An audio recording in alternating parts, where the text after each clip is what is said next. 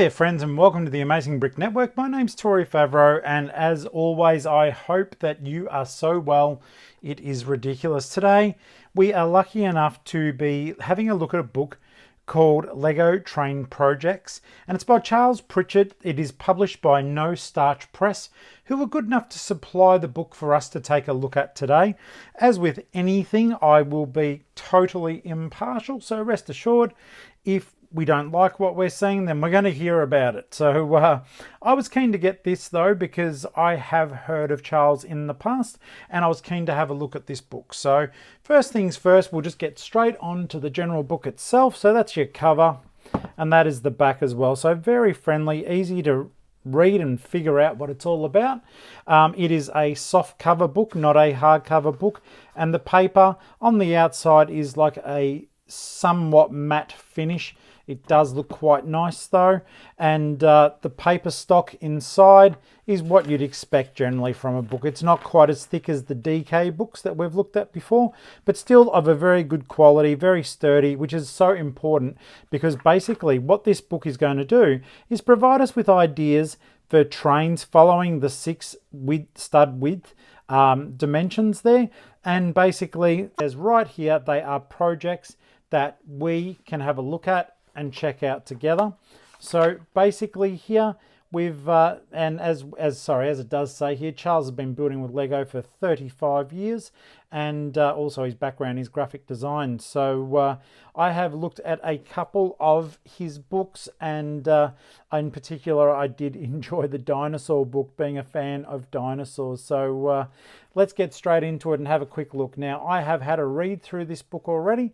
It is, for want of a better word, just fantastic ideas that you can build yourself in your home, and it will also let you know how to make your way through and how to use the book more effectively.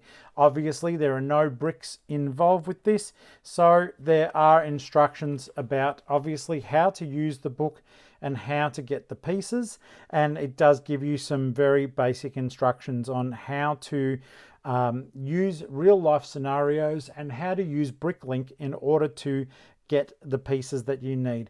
In case you've never heard of Bricklink before, you go to bricklink.com, and basically it's a website where sellers like myself, might want to sell some extra Lego pieces that they have, and you can order them using part numbers. So basically here, as you'll see, we've got a lot of information about the finished model, which is very well rendered. The photos inside are matte in appearance, so they don't have that high gloss sort of look that you may be expecting, but overall generally very well done and easy to see. Very simple and straightforward in its appearance, which does make for good reading, especially when it is just a instruction manual. So as we can see here, straight away we do have our parts and instructions, something similar to what you might be developing yourself if you were to build digitally using Lego Digital Designer or Studio. So they are programs that you can use, and you can also get a download if you're the digital kind of person, and they are within the book itself. So not only do you have a physical representation of what you would be doing within the book, you can get digital assistance as well, which I think is a really good touch, and I think it's a good step forward for people who may not want to have this book or fold it out or otherwise damage it. It will be interesting to see how people do apply what they're using the book for, but generally I do hope that you do enjoy it. Now, for example, here we go.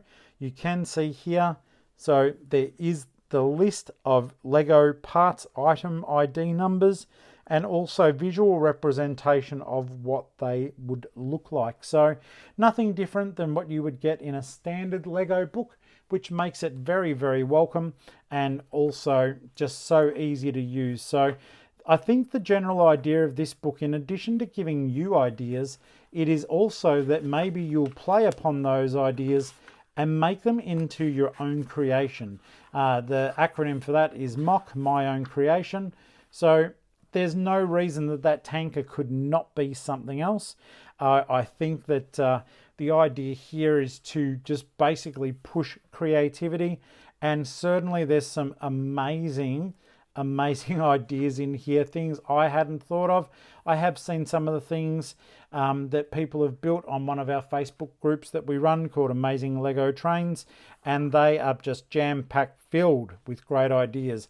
Very similar to what you would see here, but this is a chance for you or people like myself who may not be able to come up with this sort of thing to readily do it, feel a sense of achievement, and most definitely, and most importantly, get to make something, you know, using power functions and general designs that, you know, I wouldn't think of myself. As much as I love trains, I am not a very good mock builder as such. I don't generally have the knowledge of how they all fit together, which sounds silly because I've been building Lego for 42 years, but I have not done a lot of my own creations generally other than dioramas for minifigures. That is something that I enjoy. But the general build and color design and palette used throughout the book is next level. Everything looks utterly beautiful. It's very easy to read.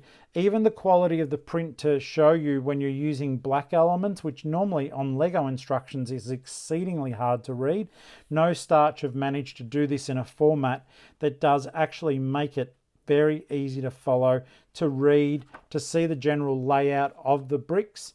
So that's certainly something that we can be very happy with. Even here, around the outlines, there is a bright yellow outline, clearly designating where you should be putting the bricks for that particular step.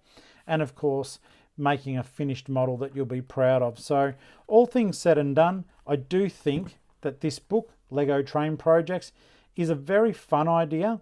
It'll be something for people to expand upon their current collections at the moment, and, you know, just build something a bit different if you've got extra bricks that you do want to utilize and take advantage of, and just make something that you might not have thought of the first time round when, you know, you were getting into trains, and, you know, you may have built everything that you can afford, but maybe you've got Lego bricks from back in the day, or, you know, just ones that you've picked up when you've luckily found a haul somewhere, and you're like, goodness me, what am I going to do with those bricks?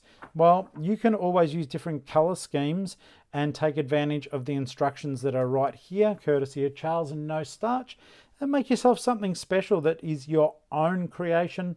I love the idea of that. So I do recommend the book. It is a well-presented instruction manual, for want of a better word.